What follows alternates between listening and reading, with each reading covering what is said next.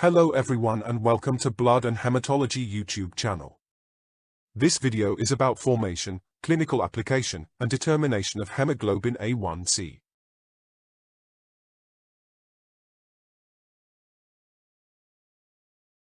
Normal adult hemoglobin consists predominantly of hemoglobin A, hemoglobin A2 and hemoglobin F.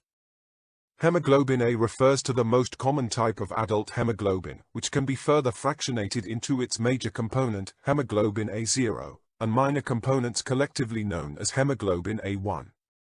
Hemoglobin A0 is the normal, unmodified and non-glycated form of the hemoglobin and makes up 85 to 90% of total hemoglobin in healthy adults. The 0 indicates the lack of any additional non-protein groups attached to the main structure.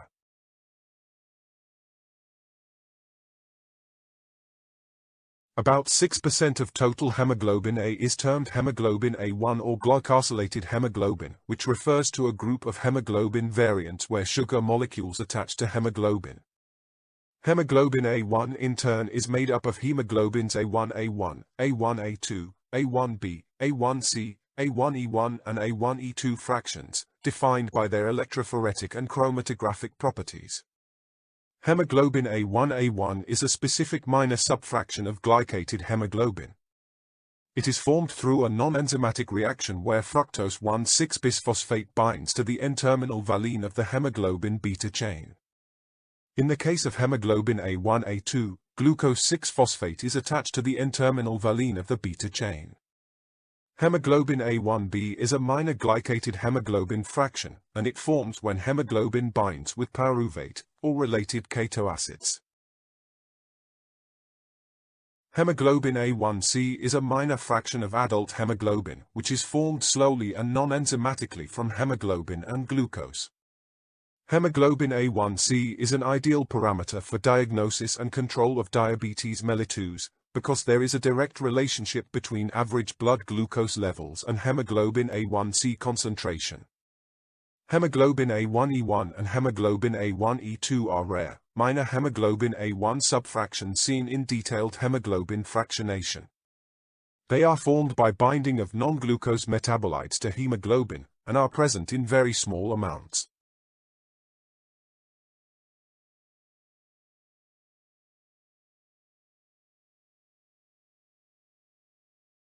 Historically, hemoglobin A1c was first isolated in 1958, and characterized in 1968 as a glycoprotein. The elevated levels of hemoglobin A1c in diabetic patients were reported in 1969. The pathway leading to the formation of hemoglobin A1c was identified in 1975, and using the hemoglobin A1c as a biomarker for monitoring the levels of glucose among diabetic patients was first proposed in 1976.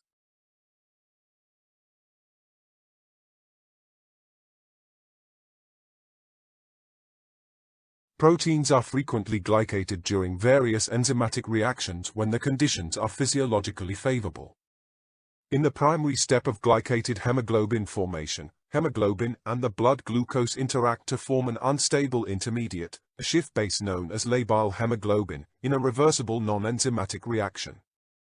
In the secondary step, which is irreversible, after an Amadori rearrangement, Schiff base is gradually converted and stabilized into the stable ketoamine form constituting hemoglobin A1c.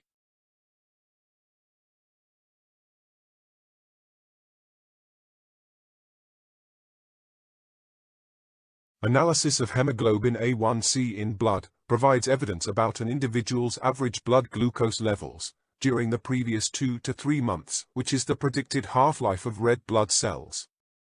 The hemoglobin A1c is now recommended as a standard of care for testing and monitoring diabetes, specifically the type 2 diabetes.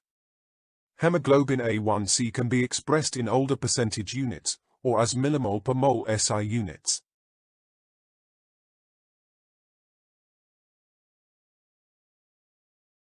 Hemoglobin A1c values correspond closely with average blood glucose levels, and cutoff values can be used to define a diabetic and pre-diabetic status.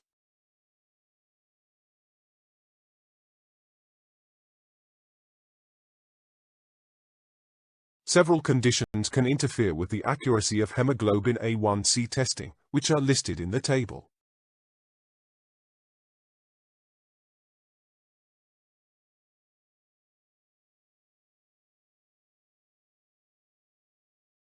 Hemoglobin A1c can be determined by different techniques, which are based on chemical and structural differences between hemoglobin A1c and other hemoglobin fractions. One of those techniques is ion exchange high-performance liquid chromatography, which exploits the fact that the ionization point of hemoglobin A1c is different from other hemoglobin fractions. HPLC results are displayed as a chromatogram. Each form of hemoglobin, including A1c and common variants, appears as a distinct peak, allowing for both accurate quantification and variant detection. HPLC delivers both the specificity and reproducibility needed in clinical settings.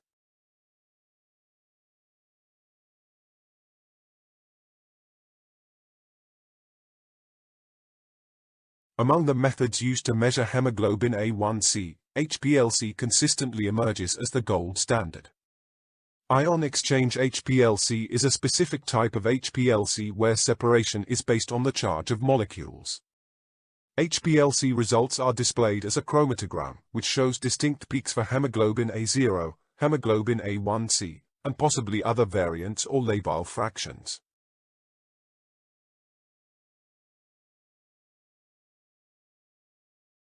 Retention time refers to the specific time a sample of hemoglobin takes to pass through an ion exchange column, allowing separation and quantification. The various hemoglobins are released or removed from the column at a specific time, related to their charge and to the ionic strength of the buffer.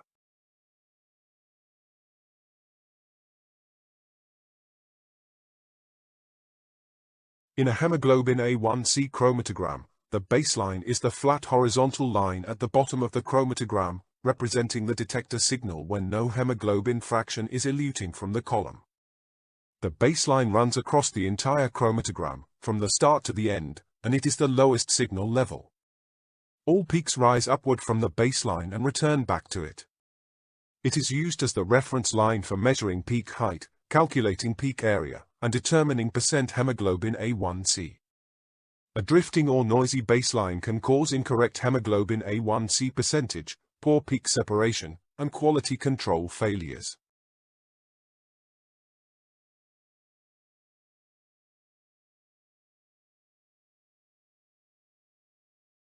Total area means the sum of the integrated areas of all hemoglobin peaks that are included in the analysis window of the chromatogram.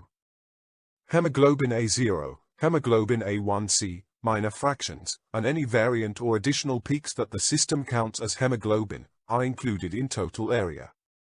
Low total area may indicate low hemoglobin concentration, poor sample injection, and clot or degraded sample. Abnormally high or distorted total area may suggest interfering peaks and hemoglobin variants.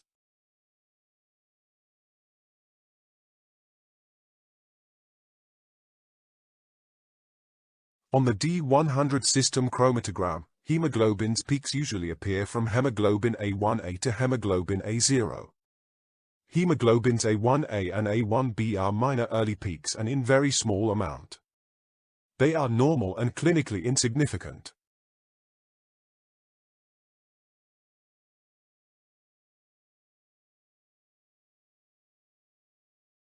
Hemoglobin F is in very small amount or absent, and typically is less than 1% in healthy adults.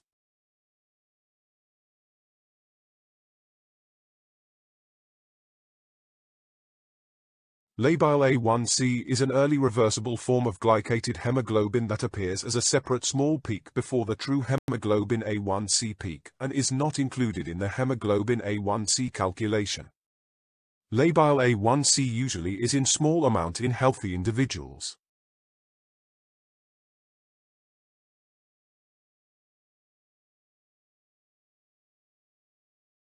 Carbamylated hemoglobin is a modified form of hemoglobin, which results from the binding of urea-derived isocyanic acid to hemoglobin, mainly at the N-terminal valine of the beta-globin chain. Carbamylated hemoglobin reflects long-term urea exposure, not glucose, and is common in chronic kidney disease, end-stage renal disease and patients on hemodialysis. Carbamylated hemoglobin elutes close to or overlaps hemoglobin A1c, and can cause false elevation of hemoglobin A1c, especially with older ion exchange HbA1c methods. Modern HbA1c systems usually separate carbamylated hemoglobin, but may appear as an additional peak or shoulder. On Bio-Rad D100 system, carbamylated hemoglobin elutes in the labile A1c window.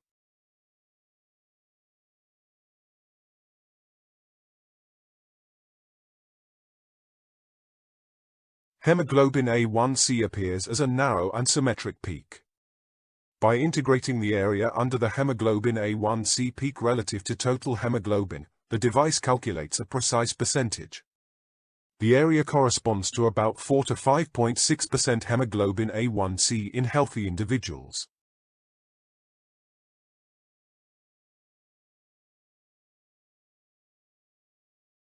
P3 peak is a minor hemoglobin fraction that represents post-translationally modified hemoglobin, most commonly acetylated hemoglobin or other minor non-glycated modifications.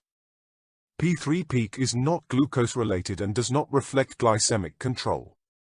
A prominent P3 peak may be seen in chronic alcoholism, uremia, chronic kidney disease, certain drug effects, and older red blood cells. In these cases, the system may flag the chromatogram, and hemoglobin A1c interpretation should be correlated clinically.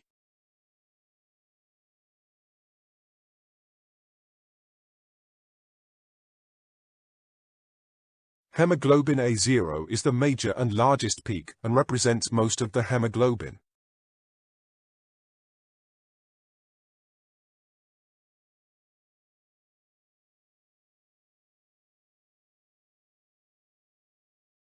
The reporting and acceptance criteria used for the Bio-Rad D100 hemoglobin A1c HbA1c test are listed in the table.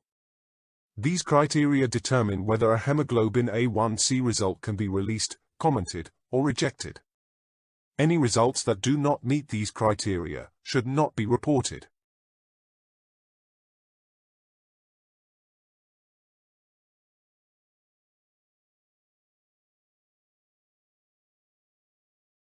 Fructosamine is a blood test that measures glycated serum proteins, mainly albumin, and reflects short-term glycemic control.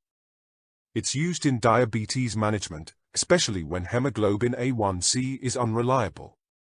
Fructosamine is a general term for glycated proteins, formed when blood glucose non-enzymatically attaches to proteins, reflecting average blood sugar levels over about 2 to 3 weeks.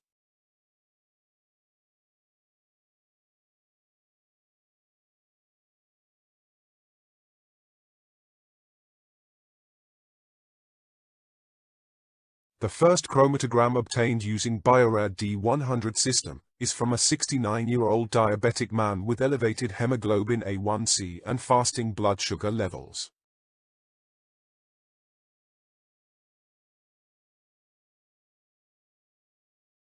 Another chromatogram is from a 73-year-old man with hemolytic anemia, presenting falsely low hemoglobin A1c levels because of the shortened lifespan of red blood cells.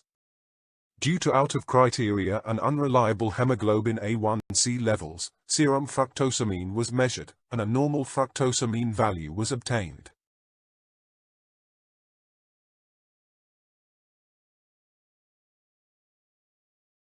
Hemoglobin A1c chromatogram from a 56-year-old woman, showing 21% P3 peak and possible variant interference. These results do not meet the criteria and should not be reported.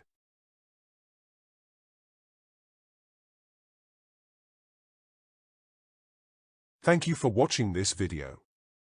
If you liked this video, to give it a thumbs up and share it. Do not forget to subscribe to the channel, if you still have not. You can click on the bell to receive notifications whenever a new video is uploaded.